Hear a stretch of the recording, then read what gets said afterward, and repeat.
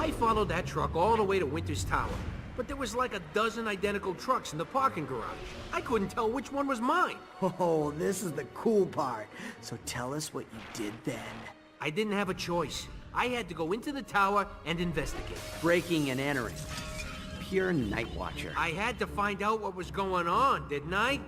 By sneaking into an office building owned by Maximilian Winters, one of the 3 richest and most powerful men in the world? But dude, he got all kinds of intel, right? Tell us what happened next, Raph.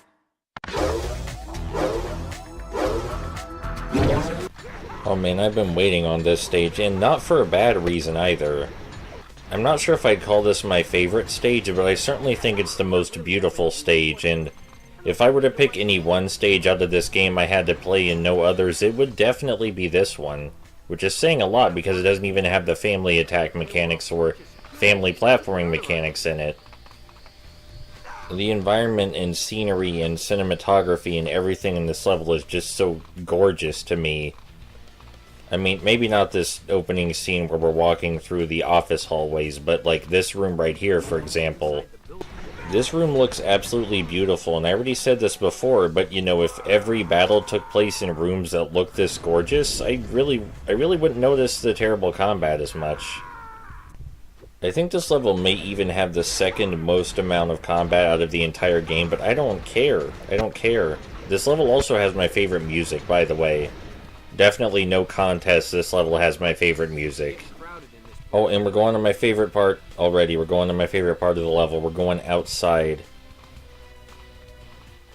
Someone get this art director a fucking trophy because these outside sections are absolutely fucking beautiful. The texture on these stone balconies and the white lights lighting up each little platform and the flag posts and the rain and the wind and just everything about this is... it's so fucking good.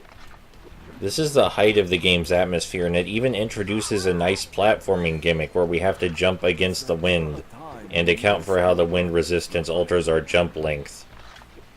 God, I love this level. I wish I had the ability to adequately describe why I love the visuals so much.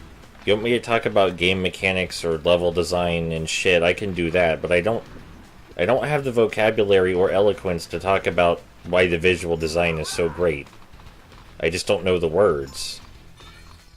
I can keep calling it beautiful and gorgeous if you want, but I only have so many words. I don't know how to tell you why this looks great. I don't know how to tell you why the rain outside the window and this perspective is so amazing. I don't know how to do it.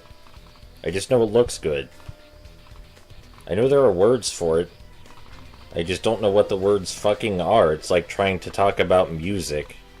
You know, there's words for music stuff. There's a lot of words for music stuff, music terminology. I don't fucking know any of those words.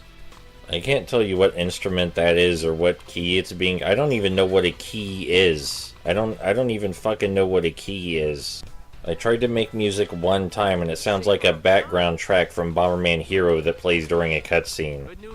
Okay, so now that we're done chatting about my incompetence, I should mention that I also have a thing for office buildings in general in video games. For some reason, I really like traversing realistic environments or just generally well-decorated office buildings in games. It's a very specific thing to like. But do you remember the game Oni on the PS2 and PC, developed by Bungie? Remember Oni?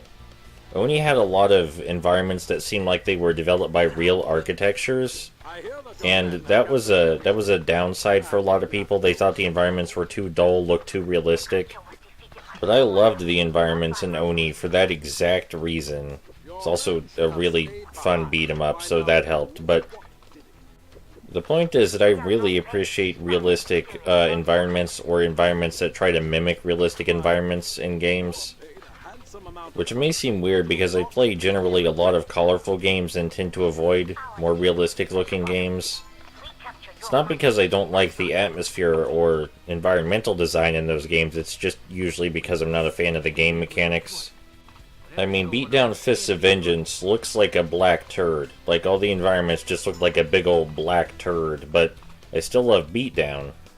So even though I am biased towards certain environments and I have affinity for things like cities at nighttime, it's not the environments aren't going to stop me from enjoying a game's game design or game mechanics, but oh my god, these outside sections are so beautiful.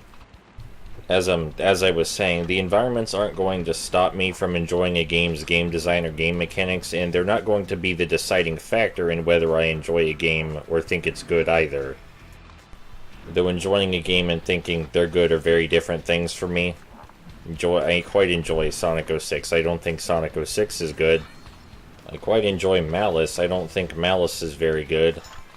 But I don't just enjoy Sonic 06 and Malice for the environments or anything. Even though the environments and atmosphere in Malice are a big reason why I like it so much. I mean, I guess if a game was focused almost entirely on its environment and atmosphere, then that would be a game that would probably be made or broken by its environment and atmosphere, but I don't play many games like that. Most of the games I play are fairly action-y kind of deals. You know, I don't mean to just talk about video games in general over the TMNT footage, but that's always what happens. It's not because TMNT is a bad game, but there's not a lot to say about it, but it makes me think about other things I like. And I think that's good too. TMNT is a good game, and it's allowing me to express my love of other video games. This hazard's kind of fun, requires some very, very basic platform timing. Thanks to the variable jump height, it's basically Baby's first double jumping puzzle. But it's a slight distraction. Hey, I pulled that wall run off without killing myself. So yeah, the lightning, not a big deal, kinda cute. Adds a bit more flavor to the outdoor sections, which already have plenty of flavor, mind you. You know, playing things like Radio Allergy, Nicktoons, TMNT, and Forbidden Memories after playing stuff like Power Rangers, Time Force, and Treasure Planet. I really needed this. Sure, it's fine to share games every once in a while because they're curiously shitty, but you also gotta share games for good reasons, because you want to share stuff. You want to share TMNT because it looks beautiful, and it's the most satisfying platforming you've ever experienced in a 3D platformer. You want to share Nicktoons Attack of the Toy Bots because it's so well designed it's kinda shocking for its license, and what the developer's history would imply. You want to share Forbidden Memories because... You know, I'll get back to you on that. But that's the most important thing, is the desire to share, the passion for these games that makes you want to share them with other people. You need to remember that. You need to play less Power Rangers, Time Forces, and less Treasure Planets. Sure, those Let's Plays I think were fine, but I didn't feel the spark as much as I'm feeling right now. Spark of love. The spark of wanting to marry video games.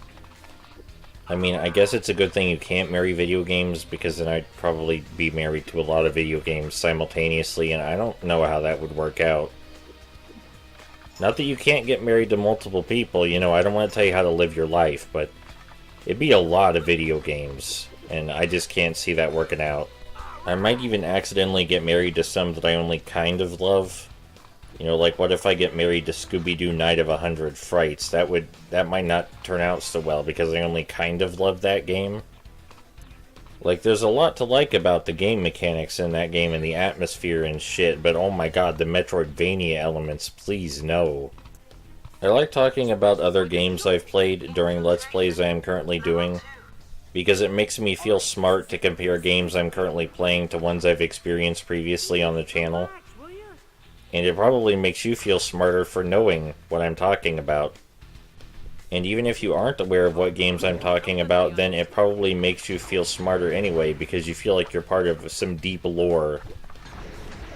So this is the second hardest combat section in the game, which is why I'm leaving it unedited. The reason it's the second hardest is because of the really funky shape of the platform you fight on. It's definitely possible to beat this section without getting hit using the same method as usual. It's a lot harder, but it's possible. They also drop a lot of damn foot ninjas in this combat section. Usually it's 2 to 4 in a really spread out area, but they drop 5 down here at once in this small ass arena. If you could even call it an arena. So yeah, it's pretty tough, even if you are using the exploit I am currently using, where you just hold down circle to home in on everyone. Because, like, holy fuck, that's a lot of ninjas. And sadly, we're near the end of the level, so this is the part where I feel my soul draining from my body because the game attempts to vaguely hint at something incredibly important to the narrative of the film, but does it in a really shitty way. And it reminds me of the movie and how I would much rather just be watching the movie. I'm making sure to talk over this line so that way you really can't hear it because it's super important to the character of the person it pertains to, and I don't want you to hear it because you should watch the movie instead. I'm even going to walk straight into the boss fight so that way it cuts off the conversation early because seriously, fuck the way this game butchers the story. Anyway, hey, yeah, it's another boss fight already. This one's pretty simple. I mean, I guess all the boss fights are pretty simple, but this is even simple as far as the boss fights in this game go. General Mono here smashes his hammer into the ground, which creates shockwaves that we need to jump over. The shockwaves come in two flavors, so you can avoid them by walking around them instead of jumping over them if you'd like. And when he's done smashing his hammer into the ground, he leaps up in the air and comes crashing down on top of us unless we're running. So, that's pretty much the whole fight. He just tries to smash us with his butt and tries to smash us with his hammer. And both methods of attack are so easy to avoid, it's a little bit insulting. But I guess they tried. I don't know. I don't think the combat system in the game is robust enough for any sort of incredibly deep boss fight. Puny warrior